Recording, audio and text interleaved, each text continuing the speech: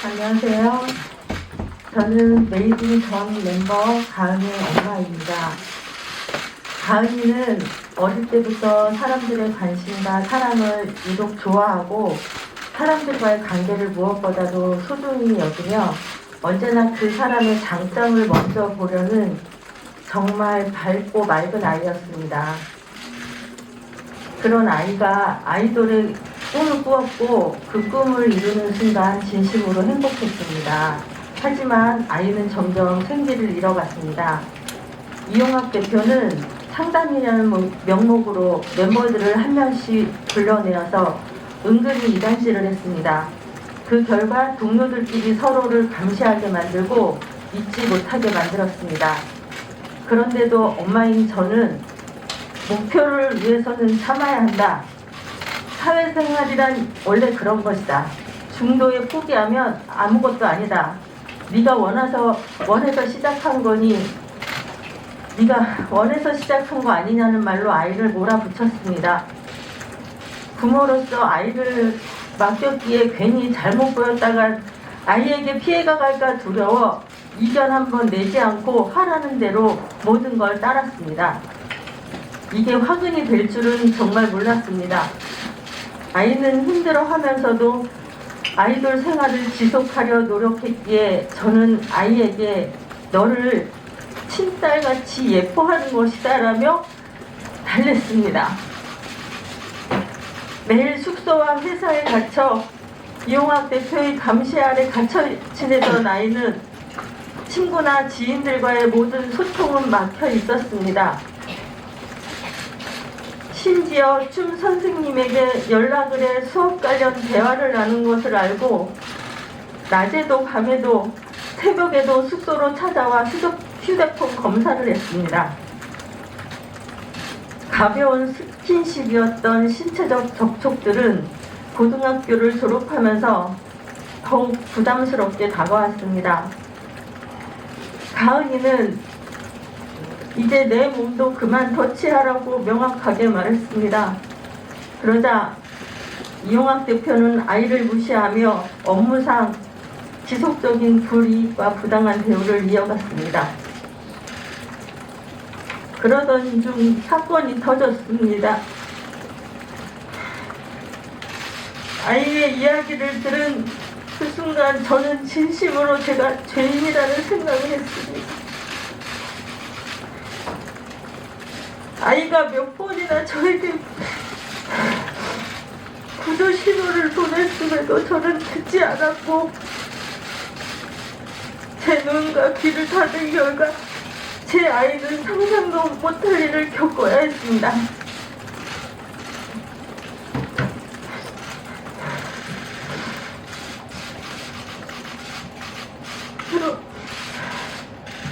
그럼에도 불구하고 가은이는 이제 막 생긴 팬들이 너무 소중하다며 그래도 메이드를 하고 싶다고 말했습니다.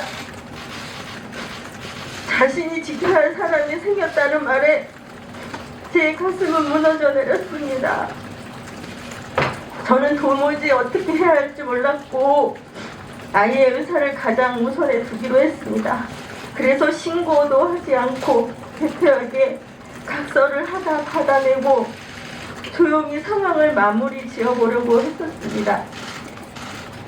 아이는 계속 활동을 이어가길 원했고 대표가 일선에서 물러나면 된다고 했습니다. 하지만 대표는 물러나기는커녕 스케줄 하나하나에 간섭을 했고 가은이가 외면할 때마다 휘파람을 불며 마치 아무 일 없었다는 듯 행동했습니다. 아이는 귀에 휘파람 소리가 맴돈다며 눈물을 흘리고 미칠 것 같다며 힘들어했습니다. 그 모든 상황이 너무 가혹했고 아이는 결국 무너졌습니다. 하루하루가 지옥 같았고 저는 아이 곁을 한시도 떠날 수가 없었습니다. 내가 아이를 지키지 못했다는 죄책감에 마음이 타들어갔고 삶 자체가 무너져 내렸습니다. 그러던 중 갑자기 사건 현장에서 아이의 녹취가 방송되었습니다. 동의한 적도 없으며 존재도 몰랐던 녹취였습니다. 아이의 꿈과 미래를 위해 조용히 활동을 끝내려고 했는데 방송으로 다뤄지니 아이는 두려움에 떨게 되었습니다.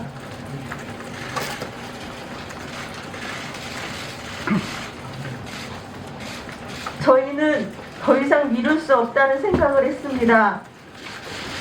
아빠가 대표를 만났고 원하는 것 조건 다 들어주겠다고 해서 조율하다가 대표는 회사가 입장문을 먼저 낼 테니 아이에게 인스타그램으로 올리는 회사 입장문에 좋아요를 누르라고 했습니다. 아이는 그것까지 들어줬습니다. 거기에 그치지 않고 이용학 대표는 아이 입장문도 올려달라고 요구했습니다. 그들이 보내온 내용을 받았을 때 저는 눈물이 났습니다. 입장문은 거짓투성이었고 왜 우리가 이 거짓말을 올려야 하는가, 왜 피해자가 가해자처럼 행동해야 하는가 생각이 들어서 못하겠다고 했습니다. 그러자 이용학 대표는 태도가 달라졌습니다. 막막했습니다. 어릴 때부터 모든 것을 일사산이라는 회사에 걸었습니다. 그곳에서 모든 시간을 보낸 아이가 이제 앞으로 뭘 해야 할까 막막했습니다. 아이의 아이돌 활동도 대표의 사과도 기대할 수 없는 상황에서 대표에게 요구할 수 있는 건 고작 합의금뿐이었습니다. 부끄럽지만 저희는 가진 것 없는 부모였습니다. 그래서 아이가 하고 싶은 일이나 공부라도 할 수 있는 기반을 마련해주고 싶어서 대표에게 합의금이라도 달라고 했습니다. 합의금 얘기를 한 건 아이의 미래를 걱정한 부모의 미련한 마음이었습니다. 다른 사람들에게는 단순히 돈을 요구하는 사람처럼 보일 수 있고 아이가 다칠 수 있다는 생각은 미처 하지 못했습니다. 돌이켜보니 오히려 아이에게 도움을 주지 못한 것 같아서 죄책감이 들고 후회가 됩니다. 대표는 죄를 인정하는 것이라고 합의금도 단칼에 거절했습니다. 저는 그럼 더는 할 말이 없다고 말했습니다. 그러자 그는 가은이가 다칠 텐데 괜찮겠냐며 협박의 말을 남기고 10분 만에 자리를 떠났습니다. 그 이후 아무런 연락도 없이 가은이의 메이드인 탈퇴 기사가 나왔고 전속계약은 여전히 유효하다는 기사도 함께 올라왔습니다. 힘이 없는 저희는 끝까지 대응조차 제대로 하지 못했고 아이의 꿈과 삶은 소리 없이 사라졌습니다. 가은이는 메이드를 계속하고 싶어 했습니다. 그 소망을 지키고 싶었지만 우리는 그러지 못했습니다. 우리는 아이가 또 상처를 받을까, 또 어떤 거짓말로 대응을 할까 두려웠습니다. 저는 우리 딸에게 영원히 죄인입니다. 부모로서 아이를 위한다는 명분 아래 미련하게 대응해서 아이를 더 깊은 어둠에 밀어 넣었습니다. 정말 미안하고 또 미안합니다. 저라면 결코 감당할 수 없을 4년이라는 시간을 견뎌내고 지금까지 버티고 살아온 내 딸 가은에게 저는 진심으로 고개 숙여 존경을 표합니다. 하지만 이제는 진짜로 아이를 지키고 싶습니다. 이제 막 성인이 된 인생을 시작해야 할 아이입니다. 저는 아이가 지고 있는 무거운 짐을 조금이라도 덜어주고 하고 싶은 일을 자유롭게 할 수 있도록 돕고 싶습니다. 아직도 수많은 아이들이 이런 불합리한 현실을 감내하고 있을지도 모릅니다. 다시는 이런 일이 일어나지 않게 해야 합니다.